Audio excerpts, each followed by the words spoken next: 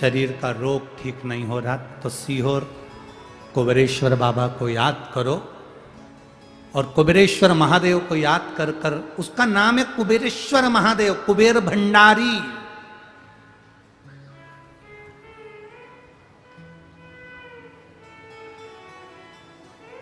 उसका नाम है कुबेरेश्वर महादेव, कुबेर भंडारी। ठेला चलाने वाला व्यक्ति भी, भीख मांगने वाला व्यक्ति भी उसके दरवाजे पर प्रदोष या शिवरात्रि हर महीने आती है, या सोमवार की अष्टमी या सोमवार को जाकर उसकी प्रदोष की आरती का, शाम की आरती का 5 बार दर्शन कर ले, मेरा बाबा उसकी झोलियां भर कर ही भेजता है। वो कुबेर भंडारी। शाम की जो आरती होती है, प्रदोष की जो आरती होती है, प्रदोष काल की जो आरती होती है, संध्या की जो आरती होती है, उसका मात्र दर्शन, कुबेर भंडारी की वो आरती का दर्शन ही मूल सुख दे जाता है। उसको कुबेर भंडारी कहते हैं।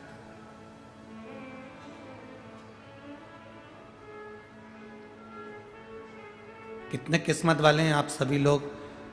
7 मार्च से 13 मार्च तक शिवरात्रि के अवसर पर रुद्राक्ष महोत्सव होगा। आप 7 दिन वहां रहकर रोज शाम की प्रदोष काल की आरती का दर्शन बाबा की उस पावन चरणारविंद में करेंगे। ये जीवन का सुख है। रुद्राक्ष वितरण तो उस समय पर नहीं होगा, पर रुद्राक्ष उत्सव पूरा होगा।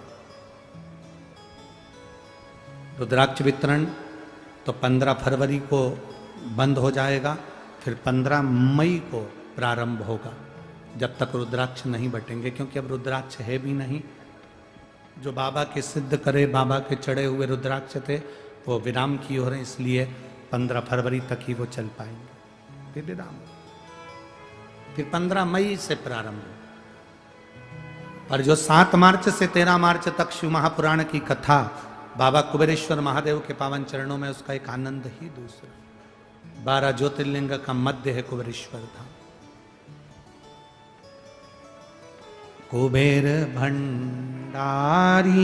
रे दूर करो दुख मेरा, कुबेर भंडारी रे दूर करो दुख मेरा।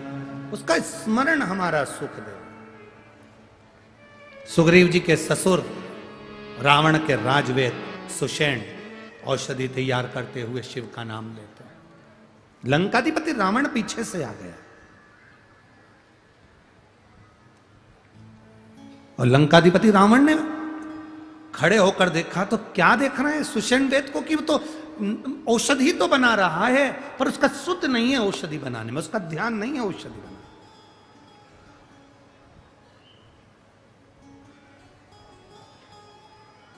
कोई कोई हंसते हैं। घर की बुजुर्ग जो माँ होती है ना, बूढ़ी माँ, बुजुर्ग माँ, वो बच्चे को देख कर कहती थी, क्या हो गया बेटा? ना जाने इस बच्चे को क्या हो गया, मैं डॉक्टर को दिखा कर रहती हूँ। डॉक्टर को दिखा लिया, सबको दिखा लिया, बच्चे को आराम नहीं लगा, तो बूढ़ी माँ क्या कहती, रुक मैं नजर उतार देती हूँ। इतने में नई नई बहुएं हंसती हैं, अरे माँ क्या पागल जैसी बात करती दादी, उसका पेट दुख रहा है तुम नजर उतारने बैठ रही हो, उसका सिर दुख रहा है तुम नजर उतार रही हो, उसके शरीर में कष्ट हो रहा है तुम नजर उतार रही हो। बूढ़ी मां जानती है तो डॉक्टर को दिखा मना नहीं है, पर बूढ़ी मां अपने दिल से नजर नहीं उतारती। अपने दिल की जो उसने पूजन आराधना करी है ना, वो सारी दुआ अपने पोते को दे देती है, इसलिए पोता ठीक हो जाता है।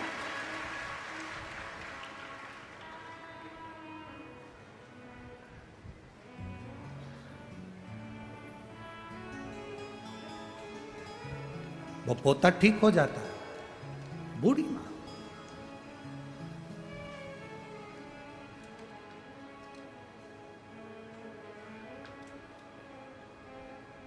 शिव महापुराण की कथा कहती है बच्चों की परवरिश साधना है।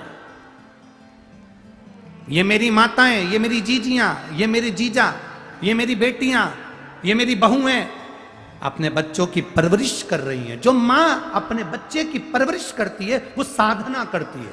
बच्चे को पढ़ाना है, डॉक्टर बनाना है, इंजीनियर बनाना है, मायके नहीं जाती उसके एग्जाम के कारण, कथा में नहीं आती उसकी पढ़ाई के कारण। कथा हो रही है अपने नगर में, नहीं जा पा रही क्योंकि उसके एग्जाम है, उसको पढ़ाना है, उसको देखना है, वो स्कूल से आएगा। खुद नहीं खाती, अपना निवाला बच्चे को दे देती है। खुद अच्छे कपड़े नहीं पहनता, कमा कमा कर बच्चे की फीस में भर देता है बाप। बच्चों को परवरिश करना, बच्चों को पालना, ये साधना है, ये साधना है। बच्चों की परवरिश तुम्हारी साधना है, तुम्हारी साधना। बच्चों की परवरिश तुम्हारी साधना है, पर बच्चों से निवेदन है, माता पिता की सेवा तुम्हारी आराधना है। बच्चों की परवरिश साधना है, माता पिता बच्चों की परवरिश कर रहे हैं मतलब साधना कर रहे हैं। स्कूल नहीं, मायके नहीं जाती, शादी में नहीं जाती, कहीं नहीं जाती, अपने बच्चों को पढ़ाने में लगी हुई है।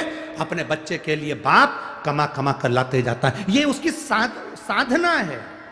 पर बच्चों का नियम है कि बच्चे अपने माता पिता की सेवा करें, तो भगवान से भी बड़ी आराधना माता पिता की सेवा है, परमात्मा से। ये आराधना है हमारी।